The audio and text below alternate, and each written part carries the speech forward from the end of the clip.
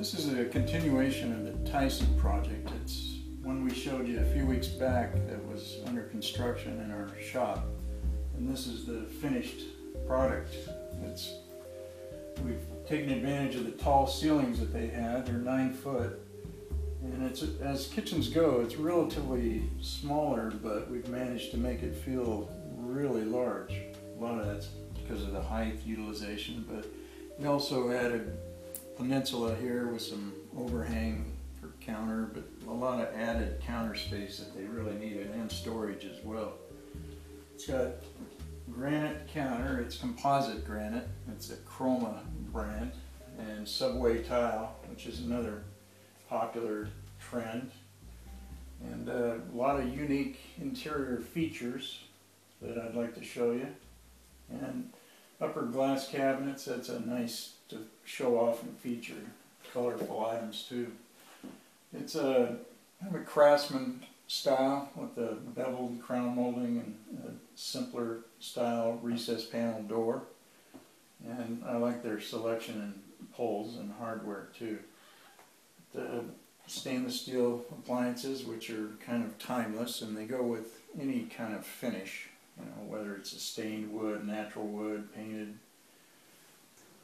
Nice hardwood floors. They're pre-finished. It's honed, hand honed they call it. So it's kind of a distressed look, so you don't have to worry so much about, you know, nicks and wear and tear, because it tends to blend right in.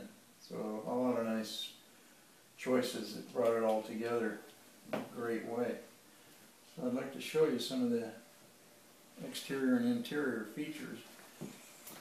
We laid this out in a way that everything was conveniently placed near the dishwasher. So you can lower the dishwasher and your silverware drawer, utensil drawers are right there. So when the dishwasher drawer is down, it's just simply placing them right into the drawer. And you see how we make this one large opening with several small looking doors. We've taken 2 doors here and made it one function, so you have a wide space instead of opening 2 doors in smaller areas. And then attach the stiles to the doors here so that it gives you a full opening there again. And then this cabinet wraps around the corner, which is really kind of fun too, with some mitered glass doors on the other side, which is kind of unique as well.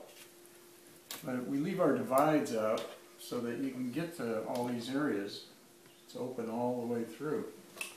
And that helps with light too. So it's I think we go the extra distance there that most cabinet companies don't. And it takes a lot more time and effort when you get into all these angles and how you capture these spaces. We typically use this bottom trim in most of our cabinets because of the under cabinet lighting we use. It gives everything more a furniture look again. And then we do so much, you know, with all these pullouts.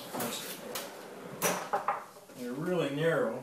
They kind of flank the range and the sink, and they've got adjustable shelves in them. You can see how well they've kind of utilized them for spices and other things. And then, you know, and some of them are used for actually cookie sheets, tins, things like that.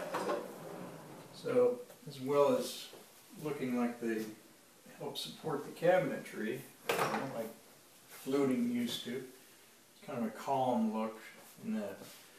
This is a craftsman style cabinetry.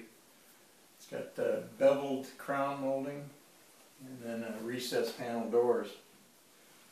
Then, of course, all of our drawers, we build them to go all the way back to the corner. And all divides, removable wherever we can, just to help them organize everything. These huge full round Lazy Susans are almost 36 inches around, so they're capturing almost every bit of space in there.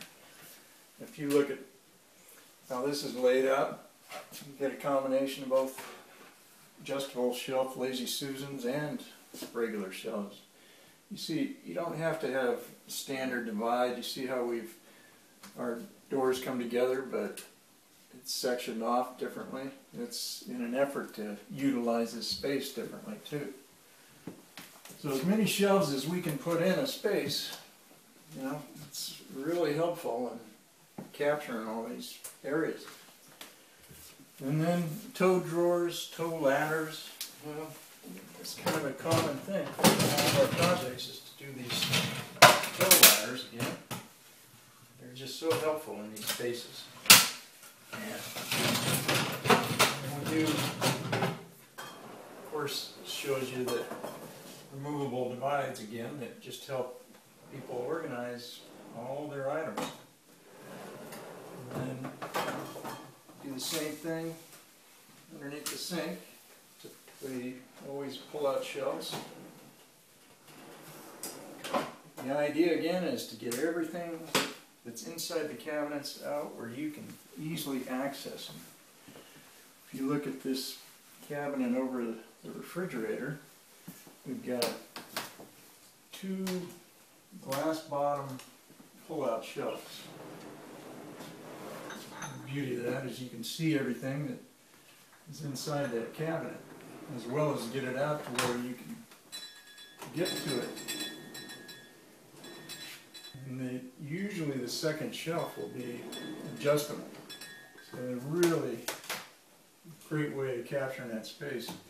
And this little alcove here took up very little room inside this cabinet, but it really made a nice feature here for a large wall. And their surround sound speaker system was kind of what initiated that little alcove in there. And then here again we've got these pull-out toe drawers, which are capturing all that space that's usually wasted. And anywhere you can do pull-out shelves, it's always helpful.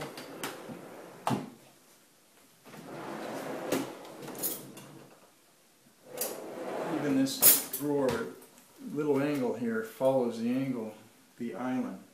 So most companies would cut this drawer short, but we go to the extra lengths to see that we can pick up all the spaces. It's a furniture grade apple ply. It's 13 plies. It's 3/4 of an inch thick, and these nice joints that lock everything together. We found them to be as strong as dovetail. When we try breaking them apart, it's actually harder to break these than it is the dovetails. So, just another example of how we try to capture space. It's my story. I'm sticking to it.